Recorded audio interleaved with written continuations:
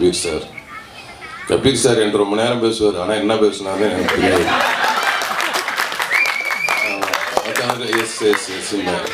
அவரும் ஏதோ எனக்கு புரிஞ்ச மாதிரியே பேசிட்டு இருப்பாரு, நானும் புரிஞ்ச மாதிரியே கேட்டுக்கிட்டே இருப்பேன்.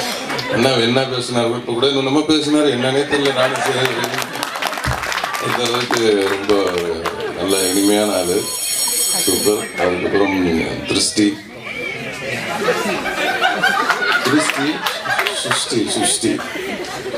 சுஷ்டி உங்களுக்கு பண்ணிடும் திருஷ்டின்னு சொல்ல வந்தேன். உங்களுக்கு பற்ற போது திருஷ்டி அப்படின்னு சொல்ல வந்தேன்.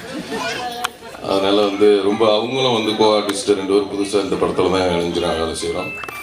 ரொம்ப அருமையான கோ ஆர்டிஸ்ட்டு, எந்த ஒரு ஈகோவும் இல்லாத ஒரு ஆர்டிஸ்ட். டைரக்டர் எதை சொன்னாலும் சரி, என்ன எப்படி நடிக்க சொன்னாலும் சரி, மண்ணில் புரட்டு உருடுமான்னா கூட உருண்டுறோம். அந்த அளவுக்கு ஒரு சூப்பர் ஆர்டிஸ்ட் அவங்க. ரொம்ப இயல்பாக எல்லாத்தையும் பழகக்கூடியவங்க. அதுக்கப்புறம் மஹிமா, அவங்க இந்த படத்தை வில்லின்னு கூட சொல்லலாம், வில்லி தான், ரொம்ப அருமையாக பண்ணியிருக்கிறாங்க. அதுக்கப்புறம்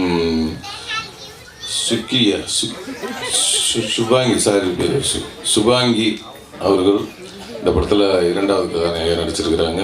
அவங்களும் மேலும் நல்ல ஒரு பெரிய இடத்தை பிடிக்க வேண்டிய வாழ்த்துக்களை தெரிவிச்சுக்கிறேன்.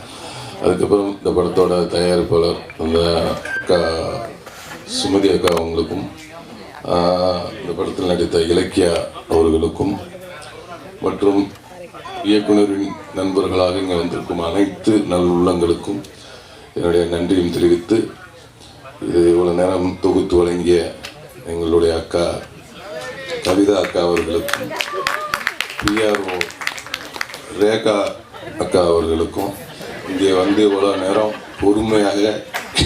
பொறுமையாக காத்திருந்து இவ்வளோ நேரம் இந்த நிகழ்ச்சியை பார்த்த உங்கள் அனைவருக்கும் என்னுடைய மனமார்ந்த நன்றியை தெரிவிச்சுக்கொண்டு, இந்த படம் மகாசியானா 12ஆம் தேதி ரிலீஸ் ஆகுது. எல்லாரும் போய் பாருங்கள், எல்லாத்துக்கும் பிடிச்ச படமாக இருக்கும். நன்றி.